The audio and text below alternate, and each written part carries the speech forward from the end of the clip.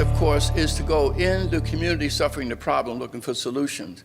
I was asked by the Wall Street Journal when the Trump administration to write a column along with 10 other people for what should the Trump administration do. I said, stop listening to the conventional experts on both left and right of center. They have failed to come up with remedies for 20 years with all of this money. The answers exist where the problem exists, among the people suffering the problem. And one of those problems is the relationship that we have with our police departments around the country.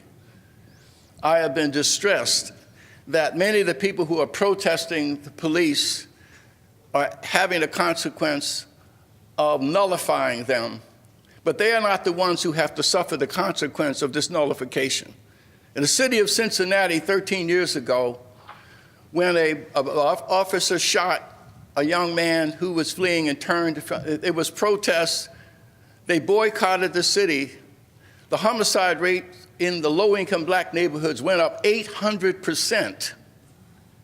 But the people who were dying in those communities were not the people protesting or the people on television demanding the boycott. It was the people in those communities. This pattern continues around the country. Therefore, we must address the whole issue of civil order.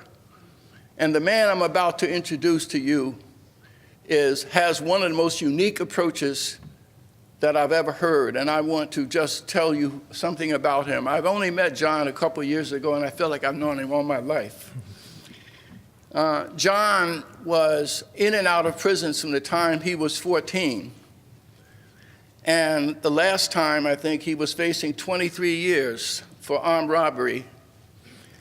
And a Bible was put in his cell, and he started to read. And he prayed to God if God were to deliver him, he would be his messenger for the rest of his life. And when John came before, he's the only man I know that came for sentencing from solitary confinement, not the city jail. And John prayed, and the judge, instead of giving him 23 years, gave him 7 years. And unlike many people, a lot of people find Christ in jail and they leave him at the door, and he's there when they come back.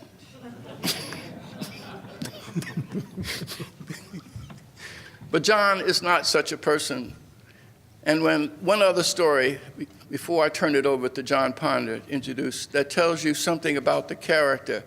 Christ says that if you gain your life, you must be willing to lose it. And so when John entered maximum security prison, everybody knows who've been that you got to come before the table, which means you got to select which prison gang you're going to belong.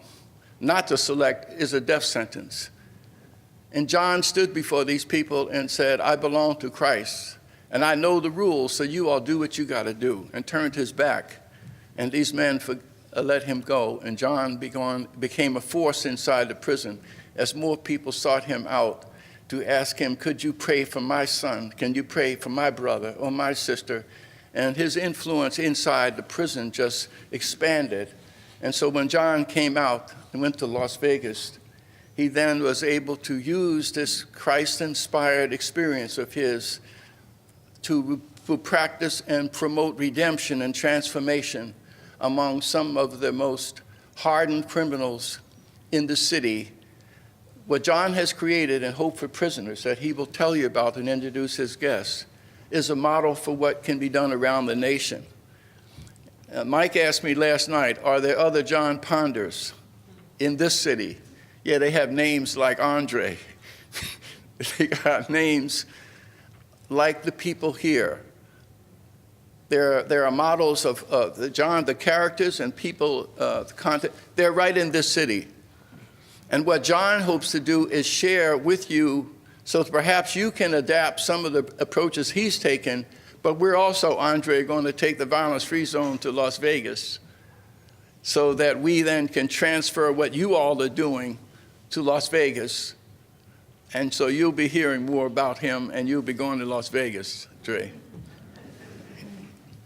And so without any further ado, I want to introduce John Ponder, who will tell you more about Hope for Prisoners, what inspired him, and what results is he getting, and also what does it mean for this nation in repairing the breach between community and police. We have a national movement, but that we're starting because of John, called the 3C movement: cops, community, and country. That we're going to bring community and law enforcement together, united against lawlessness, whether the lawlessness is on the part of the police or the community, but we must be united in that. I neglected to mention one community leader, Cordelia Taylor.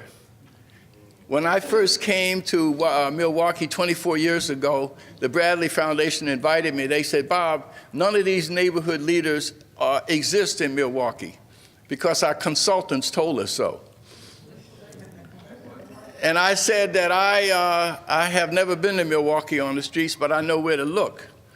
So I went to the barber shops and hairdressers and grocery stores, and I said, where do people turn when they're in trouble and in crisis? And the name of Cordelia Taylor, Leslie Handy, and Bill Locke kept coming up. So I knocked on Deacon Locke's door. I said, why do people always tell me your name? He said, I don't know. But I said, would you give me the names of other people? Next thing you know, I had 10 people, I had 20 people, I had 30 people. And the Bradley Foundation gave us the money to train these neighborhood leaders, and they also set up a fund that still exists today. And then Alicia Manning, of course, took Bob Woodson's place, and she is able to minister to and be an aid to the groups. And so the Bradley Foundation supporting Cordelia and the rest of them, I can't say enough about them.